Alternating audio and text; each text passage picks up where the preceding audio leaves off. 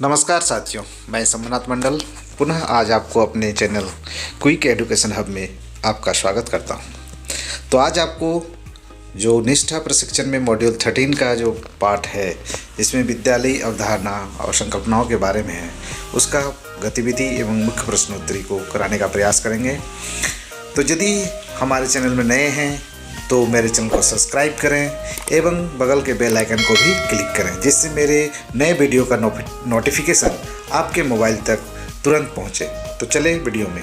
आइए देखते हैं गतिविधि 5 में निष्क्रिय एवं सक्रिय अधिगम। इसमें सभी ऑप्शन निष्क्रिय या सक्रिय अधिगम पर ही होंगे। उसे हमें सही ऑप्शन पर क्लिक करके आगे बढ़ना है। चलिए आगे बढ़ते हैं। शिक्षार्थियों को दल में काम करने, एक दूसरे के साथ बातचीत करने और विभिन्न तरह के विषय क्षेत्रों पर प्रोजेक्ट करने के लिए प्रोत्साहित किया जाता है। सामूहिक प्रस्तुतियों को प्रोत्साहित किया जाता है। तो ये कौन सा अधिगम होगा, सक्रिय अधिगम या निष्क्रिय अधिगम? तो ये होगा सक्रिय अधिगम। आगे बढ़ें। शिक्षार्थियों को समाज में अपनी उपस्थिति और मान्यताओं का पता लगाने और परखने के लिए कक्षा शिक्षण अधिगम प्रक्रियाओं में स्थान दिया जाता है। तो ये होगा सक्रिय अधिगम। आगे बढ़ें। सामाजिक वास्तविकताओं शिक्षार्थी अधिगम प्रक्रिया के बारे में छात्रों की मान्यताओं का निराकरण का कोई स्थान नहीं होता है। वो क्या होगा? निष्क्रिय अधिगम। आगे बढ़ें। चिंतन, मनन व स्व अध्ययन के कम अवसर, वो होगा निष्क्रिय अधिगम। शिक्षार्थियों की विषय ज्ञान की अवधारणाओं को जानने के लिए कोई स्थान नहीं है, वो होगा निष्क्रिय अधिगम। शिक्षार्थियों के लिए ज्ञान को बाहरी एवं ऐसा माना जाता है कि जिसे प्राप्त किया जाता है, तो होगा निष्क्रिय अधिगम। आगे बढ़ते हैं। समीक्षात्मक विचार कौशलों के माध्यम से शिक्षण अधिगम व्यक्तिगत एवं सामाजिक अनुभवों के साझा संदर्भों में ज्ञान को अर्जित किया जाता है, वो होगा सक्रिय अधिगम। मूल्य आधारित शिक्षा की ओर न ले जाना, निष्क्रिय अधिगम या सक्रिय अधिगम? तो होगा निष्क्रिय अधिगम, जिसमें मूल्य आधारित शिक्षा की ओर नहीं बढ़ते हैं। आगे बढ़ें। अध्यापक बच्चों एवं अधिगम से जुड़े सामान्य सिद्धांतों को ही शिक्षण अधिगम प्रक्रिया में सम्मिलित करते हैं।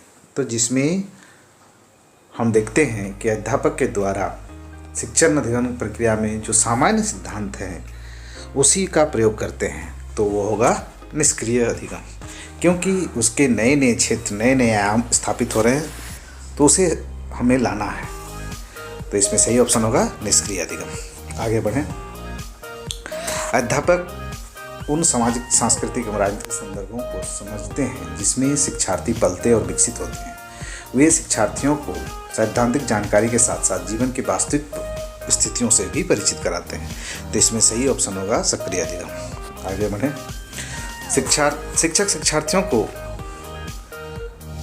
गहन विचार विमर्श और चिंतन संलग्न रखते हैं। शिक्षार्थियों को स्व अध्ययन, समीक्षात्मक विचार कौशलों के विकास के लिए मुद्दे को समझने एवं पहचानने के लिए प्रोत्साहित करते हैं। शिक्षार्थी अपने द्वारा किए गए कार्य अवलोकन, स्वचिंतन, जिसमें विवादों का भी उल्लेख हो, उन विषयों पर चिंतन युक्त लेख लिखते हैं, तो वो होगा सक्रिय अधिगम। आगे बढ़ें।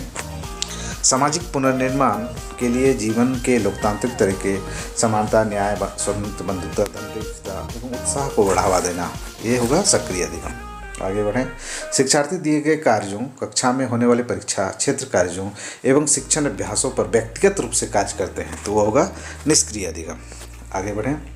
रट्टा प्रणाली को हतोत्साहित करना, शिक्षण अधिगम को एक आनंददायी व सहभागी गतिविधि बनाना, बाल केंद्रित क्रियाकलाप आधारित सहगामी अधिगम अनुभवों जैसे नाटक, प्रोजेक्ट, विचार विमर्श, संवाद, अवलोकन, भ्रमण आदि को सुनियोजित करना और सृजनात्मक कार्यों के साथ शिक्षण अधिगम को एकीकृत करना, ये होता है सक्रिय अधिगम। आगे बढ़ें।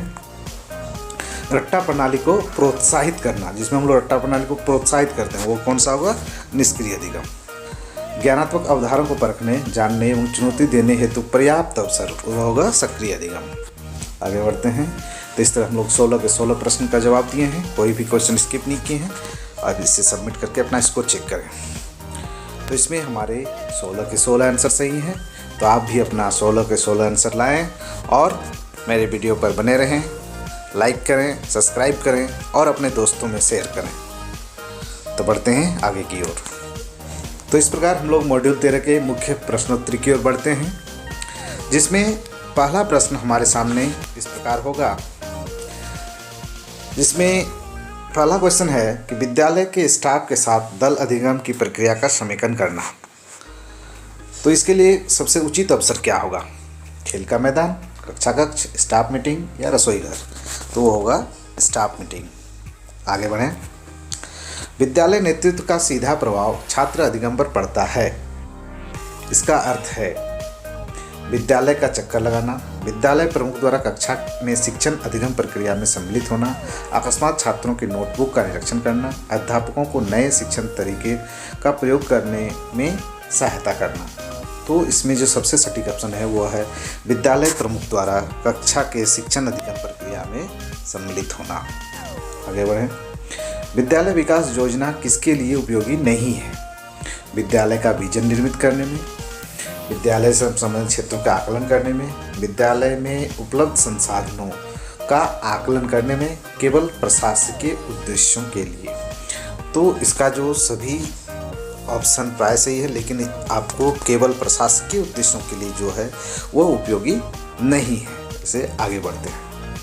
इनमें से कौन सा विकल्प सक्रिय अधिगम नहीं है? सक्रिय अधिगम एक दूसरे को सीखने में प्रेरित करता है। सक्रिय अधिगम व्यक्तिगत सोच को प्रोत्साहित नहीं करता है।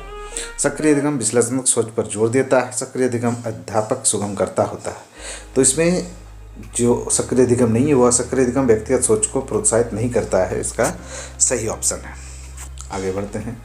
विद्यालय में अधिगम संस्कृति विकसित करने की संकल्पना को इनमें से कौन सा विकल्प सुपरिभाषित करता है? अधिगम प्रतिफल, विद्यालय विकास योजना, साझा दृष्टिकोण का निर्माण करना, दल अधिगम। तो वो होगा दल अधिगम। आगे बढ़ते हैं। इनमें से कौन से अकादमिक नेतृत्व के मुख्य अवयव नहीं है? सक्रिय अधिगम, शिक्षण शास्त्र के विषय वस्तु का ज्ञान, अकादमिक पर्यवेक्षण, प्रशासनिक नियमों एवं विनियमों की समझ। तो वो है सबसे सटीक ऑप्शन, जिसमें अकादमिक नेतृत्व का मुख्य अवयव नहीं है, वो है प्रशासनिक नियमों एवं विनियमों की समझ। शिक्षण शास्त्र विषय वस्तु ज्ञान की संकल्पना में निम्न में से कौन सा बिंदु सहायक नहीं है? विषय वस्तु ज्ञान, विषय की शिक्षा शास्त्र संबंधी समझ, छात्रों के अधिगम संबंधी अवस्थाएं विविधताएं, विद्यालय के भौतिक संसाधन। तो इसमें जो लास्ट ऑप्शन है वो सही है। अगला प्रश्न देखते हैं। स्वयं को विद्यालय अध्यापक या नेतृत्वकर्ता के रूप में विकसित करने हेतु 3 मुख्य अवयव क्या है? ज्ञान, संप्रेषण एवं नकारात्मक सोच, ज्ञान, कौशल एवं अभिवृद्धि, सकारात्मक सोच, अनन्य होना एवं संप्रेषण। और आखिरी ऑप्शन है अभिवृद्धि, कौशल एवं संप्रेषण। तो इसका जो सबसे सटीक ऑप्शन है वह है ज्ञान, कौशल एवं अभिवृद्धि। अगला प्रश्न की ओर बढ़ते हैं। विद्यालय प्रमुख के तौर पर विद्यालय नेतृत्वकर्ता की मुख्य क्या भूमिका होनी चाहिए? एक नेतृत्वकर्ता के रूप में leader by position, leader by action, leader by position के साथ साथ लीडर बाय एक्शन का होना। तो ये चौथा ऑप्शन सही है। आगे बढ़ते हैं। प्रभावशाली नेतृत्वकर्ता बनने के लिए स्वयं को कौन से 2 महत्वपूर्ण गुण आवश्यक हैं? प्रशासक एवं प्रबंधक, आयोजककर्ता एवं योजनाकर्ता, पहलकर्ता एवं सकारात्मक दृष्टिकोण, खलल पैदा करने वाला एवं शिकायती रवैया। तो इसमें जो सबसे प्रमुख है वो है पहलकर्ता एवं सकारात्मक दृष्टिकोण। हम लोग सभी क्वेश्चन को टच कर चुके हैं। अब अपना स्कोर चेक करते हैं। तो स्कोर हमारा 10/10 है, यानी हमने सभी क्वेश्चन सही आंसर दिए हैं। तो इस तरह अगर हमारे वीडियो को पसंद लगे तो लाइक करें, शेयर करें और सब्सक्राइब करें। धन्यवाद।